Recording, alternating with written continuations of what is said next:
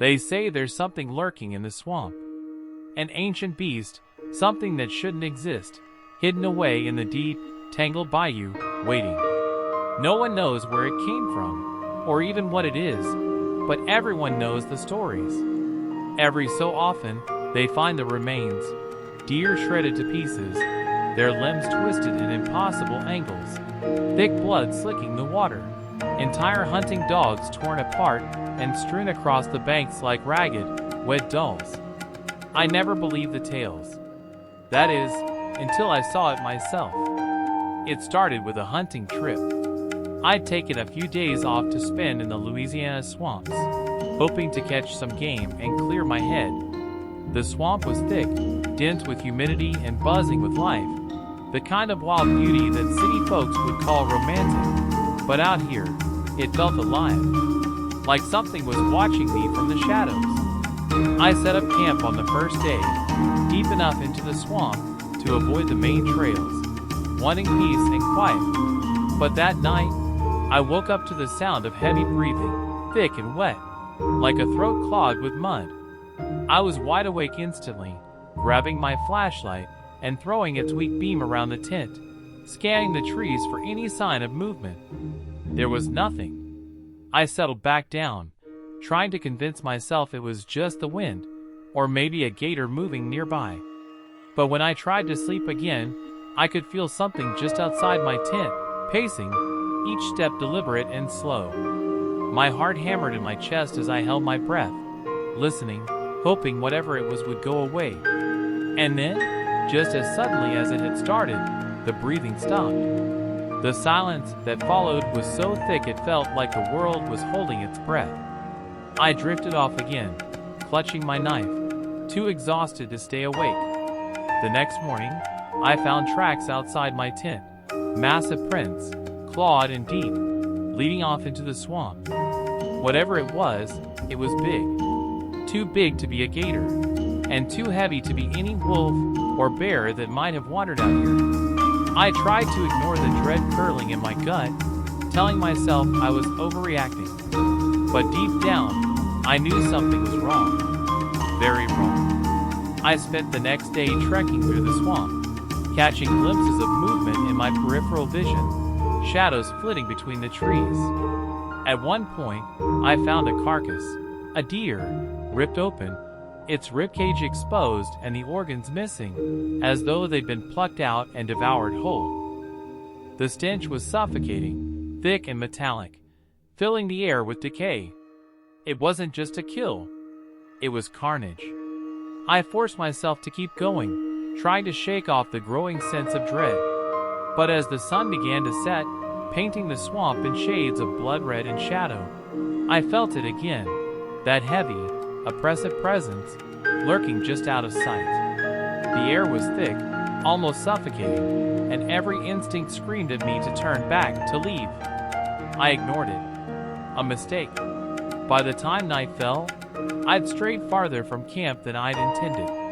I tried to retrace my steps, but the swamp was disorienting, each turn looking the same, every tree twisted and ancient, watching me with silent malice. And then I heard it, a wet, guttural growl, echoing through the trees. I froze, heart pounding, the flashlight trembling in my hand.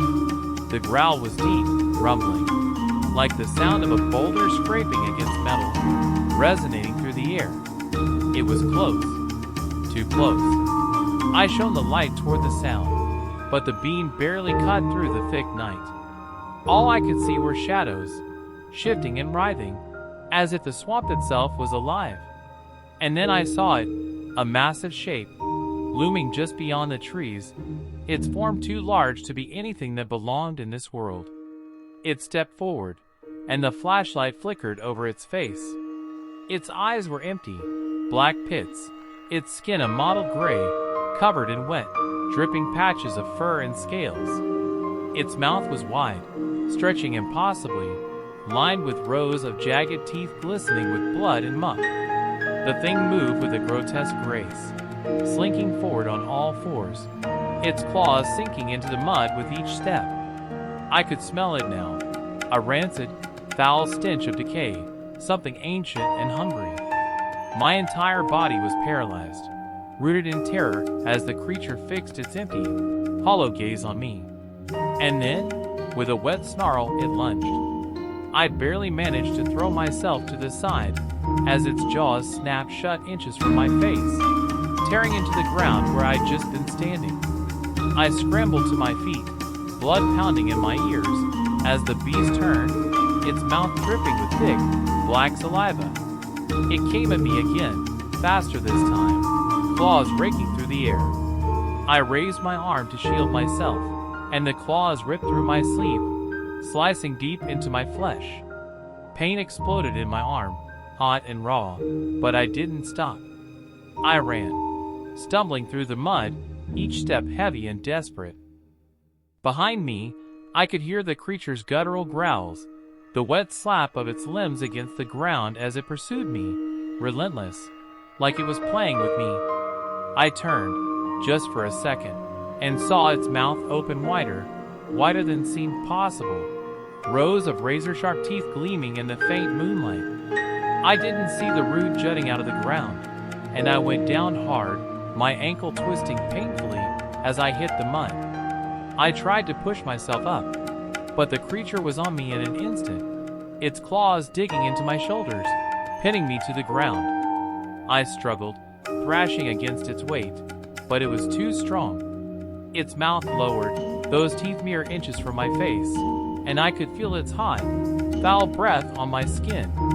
The stench was unbearable, filling my lungs, making me gag as the creature let out a low, rumbling growl.